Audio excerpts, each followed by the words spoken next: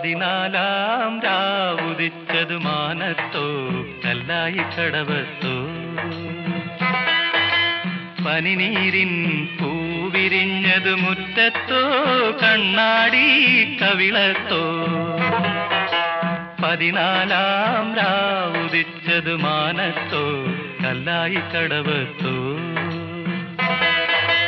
പനിനീരിൻ പൂവിരിഞ്ഞതു മുറ്റത്തോ കണ്ണാടി കവിളത്തോ